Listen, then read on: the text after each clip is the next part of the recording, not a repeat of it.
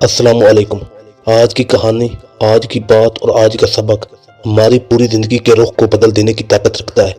آپ جانتے ہیں کہ اس چینل پر ہم The 7 Habits of Highly Effective People جیسی بڑی کتابوں کو سادہ اور دل میں اتر جانے والی کہانیوں کے ذریعے سمجھاتے ہیں۔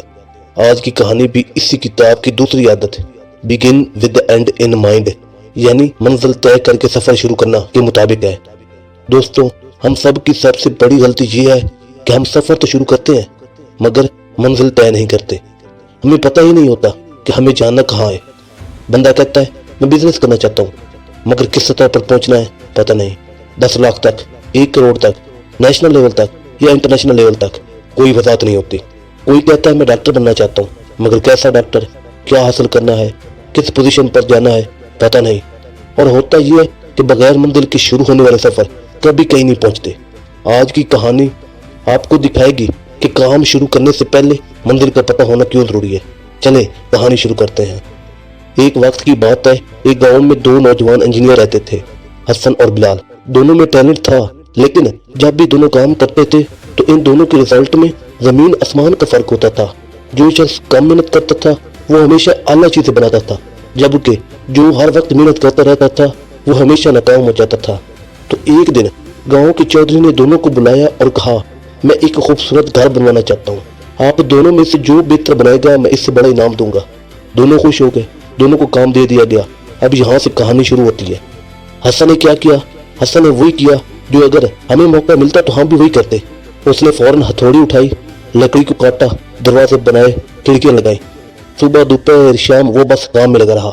لیکن ایک مسئلہ تھا، حسن نے گھر کی کوئی ڈرائنگ، کوئی پلان، کوئی نقشہ، کوئی منزل طے نہیں کی تھی۔ وہ بس کام کر رہا تھا، جو چیز اس کے ہاتھ میں پہلے لگتی وہی بنانے بیٹھ جاتا۔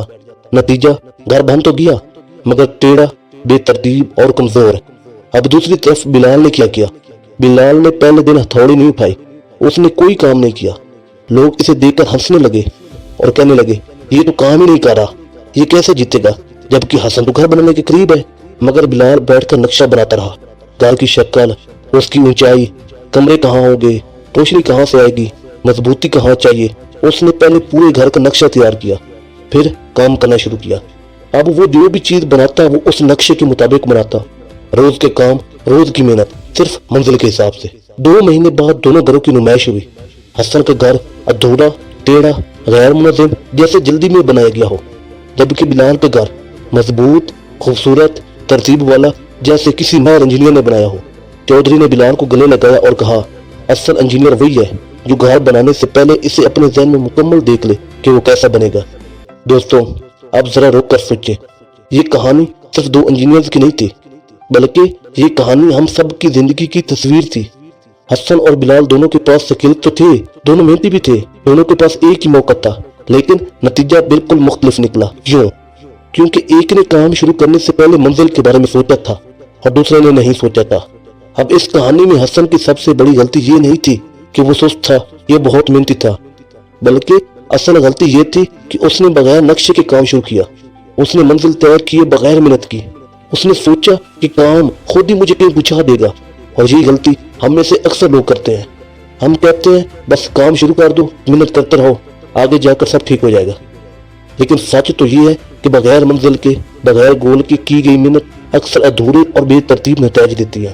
بلال نے ہمیں ایک سادہ مگر طاقتور سبق دیا کہ کام سے پہلے گول بناؤ، محنت سے پہلے نقشہ بناؤ اور سفر سے پہلے منزل طے کرو۔